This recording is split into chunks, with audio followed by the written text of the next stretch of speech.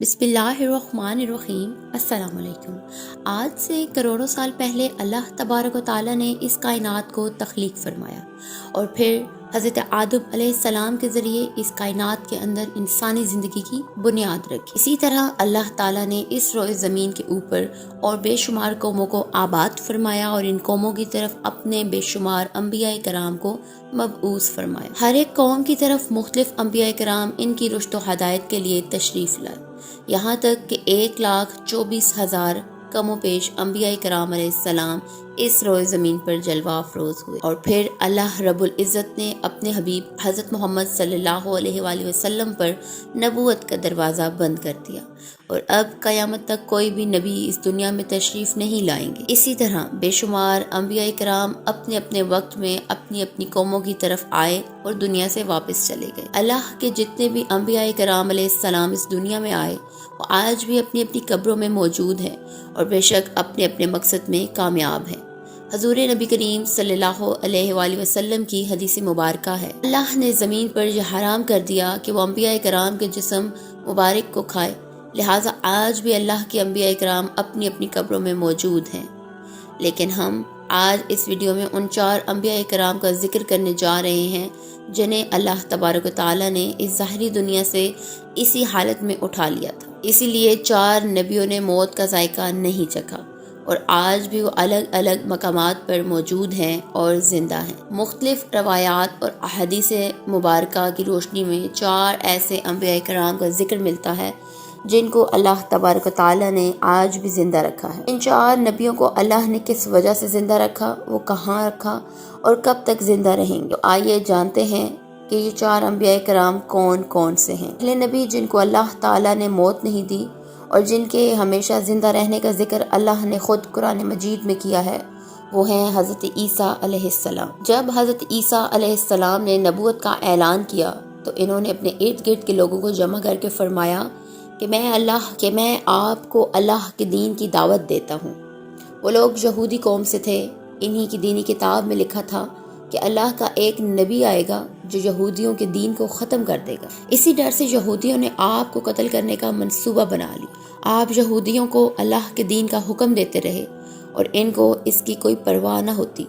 جب آپ کو یقین ہو گیا کہ یہ میری کسی بات کا یقین نہیں کریں گے اور جہالت پر ہی رہیں گے، تو ایک دن آپ نے تمام یہودیوں کو اکٹھا کیا اور کہا، میں آپ میں سے کون اللہ کے دین پر ایمان لائے گا؟ ان میں سے تقریباً 12 یا 19 لوگوں نے حضرت عیسیٰ پر ایمان لانے کا کہا۔ کہنے لگے عیسیٰ علیہ السلام ہی ہماری بخشش کا ذریعہ بنیں گے۔ باقی لوگوں نے دین اسلام قبول نہ کیا اور یہودی ہی رہے۔ ایک وقت ایسا آیا کہ یہودیوں نے آپ کو قتل کرنے کا منصوبہ بنایا۔ انہوں نے ایک توتیانوس نامی شخص کو مقرر کیا جو آپ کو قتل کرے۔ جب توتیانوس آپ کے پاس جا رہا تھا تو اللہ نے ایک فرشتے کو حکم دیا کہ جاؤ حضرت عیسیٰ کو آسمان کی طرف اٹھا لاؤ، اور وہ فرشتہ اللہ کے حکم کی تعمیل کرتے ہوئے آپ کو آسمان کی طرف لے گیا۔ جب آپ آسمان پر پہنچے تو آپ کی ملاقات آپ کے والدہ سے ہوئی۔ آپ کی والدہ نے آپ کو گلے لگا کر پیار کیا اور فرمایا کہ اماں جان، اب ہم روز قیامت ہی ملیں گے۔ جب آپ کو زمین سے اٹھایا گیا تو آپ کی عمر 33 سال تھی۔ حضرت جبریل تو آپ کو بدلی کے ذریعے آسمان پر لے گئے۔ یہودی باہر کھڑے توتیانوس کا انتظار کرتے رہے کہ کب وہ آئے اور حضرت عیسیٰ کو ختم کر کے باہر نکلے۔ کافی دیر کے بعد وہ سارے آپ علیہ السلام کے گھر گئے۔ انہوں نے وہاں ایک شخص کو پایا جس کا چہرہ آپ علیہ السلام جیسا ہی تھا۔ انہوں نے اس کو قتل کر دیا۔ قتل کرنے کے بعد انہوں نے دیکھا کہ یہ چہرہ تو عیسیٰ علیہ السلام جیسا ہی ہے، پر یہ تو ہمارا بھیجا ہوا توتیانوس ہے۔ یہ وہ ماجرا دیکھ کر 2 گروہوں میں تقسیم ہو گئے اور آپس میں ہی لڑنے جھگڑنے لگے۔ اس لڑائی میں بہت زیادہ یہودیوں کا قتل ہوا۔ اللہ تعالیٰ نے سورہ نساء کی آیت نمبر 157 تا 158 میں اس واقعے کو یوں بیان فرمایا، ترجمہ، اور ان کے اس کہنے یعنی فخریہ دعوے کی وجہ سے بھی کہ ہم نے اللہ کے رسول مریم کے بیٹے عیسیٰ مسیح کو قتل کر ڈالا ہے، حالانکہ انہوں نے نہ کہ ان کو قتل کیا اور نہ ہی انہیں سولی پر چڑھایا، مگر ہوا یہ کہ ان کے لیے کسی کو عیسیٰ علیہ السلام کا ہم شکل بنا دیا گیا، اور بے شک جو لوگ ان کے بارے میں اختلاف کر رہے ہیں وہ یقیناً اس قتل کے حوالے سے شک میں پڑے ہوئے ہیں۔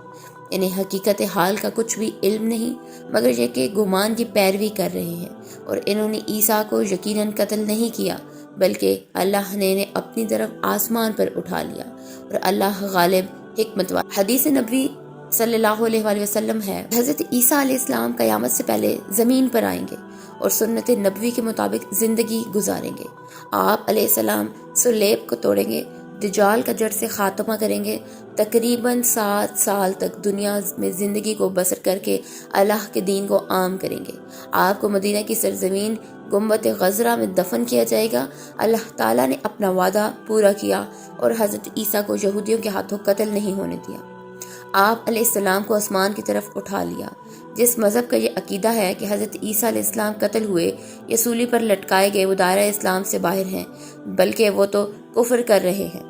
دوسرے نبی جن کو اللہ نے ہمیشہ کی زندگی عطا کی وہ ہیں حضرت خضر۔ حضرت خضر علیہ السلام اس وقت دنیا میں تشریف لائیں گے جب دجال جاہلیت پھیلانے کے لیے نمودار ہوگا۔ حضرت خضر علیہ السلام ان لوگوں کو اللہ کے دین کا حکم دیں گے۔ ایک روایت میں ہے کہ نبی کریم صلی اللہ علیہ وآلہ وسلم اپنے صحابہ کرام کو حضرت خضر علیہ السلام کا قصہ سنا رہے تھے کہ آپ نے فرمایا کہ حضرت خضر علیہ السلام کا باپ ایک بادشاہ تھا جو حضرت خضر علیہ السلام کو اپنی بادشاہت نوازنا چاہتا تھا، لیکن حضرت خضر علیہ السلام کو دنیا کی بادشاہت پسند نہ آئی تو انہوں نے اپنے والد کی سلطنت کا جانشین بننے سے انکار کر اور اپنے والد گرامی سے ناراض ہو کر جنگل میں جا کر رہنے لگے۔ آپ کا گزر ایک آب حیات کے چشمے سے ہوا۔ اس چشمے سے پانی پی کر آپ تا حیات زندہ رہنے میں کامیاب ہو گئے۔ آپ کے تا حیات زندہ رہنے کا ذکر کافی روایات میں ملتا ہے۔ حضرت انس نے ایک روایت میں آپ کا ذکر اس طرح کیا کہ جب اللہ کے نبی حضرت محمد صلی اللہ علیہ وآلہ وسلم کا وصال ہوا تو ایک بزرگ سارے مجمع سے ہوتا ہوا آپ کی میت کے پاس آ کر رک گیا، اس سے کچھ پڑھا اور واپس چلا گیا۔ اس کے جانے کے بعد وہاں موجود صحابہ نے پوچھا کہ یہ کون شخص ہے، اس شخص کے بارے میں کیا کوئی شخص علم رکھتا ہے؟ تو حضرت علی رضی اللہ تعالی عنہ بولے جی ہاں، یہ حضرت خضر علیہ السلام ہے۔ حضرت خضر علیہ السلام اللہ کے حکم سے مصیبت زدہ لوگوں کی رہنمائی کرتے ہیں۔ آپ علیہ السلام لوگوں کو اللہ کے حکم کے مطابق زندگی بسر کرنے کا حکم دیتے ہیں۔ ایک روایت میں ہے کہ حضرت خضر علیہ السلام سمندروں میں مصیبت زدہ لوگوں کی مدد کرتے ہیں۔ حضرت خضر بہت نیک خدا ترس انسان تھے۔ کچھ روایات میں ہے کہ جو بندہ حضرت خضر علیہ السلام کی کنیت یا ان کے آباء و اجداد کا نام یاد رکھے گا تو اس کو مرتبہ کلمہ نصیب ہوگا۔ حضرت عیسیٰ اور حضرت خضر علیہ السلام کے بعد تیسرے نبی، زندہ نبی حضرت الیاس علیہ السلام کا ذکر ملتا ہے۔ آپ کا ذکر قرآن مجید میں 2 جگہوں پر موجود ہے۔ تفسیر مزری میں مذکور ہے کہ حضرت الیاس علیہ السلام ایک نورانی گھوڑے پر بیٹھ کر آسمان کی طرف جائے گئے۔ حضرت انس رضی اللہ تعالی عنہ سے مروی ہے کہ میرا اور حضور پاک کا گزر ایک پہاڑی سے ہوا۔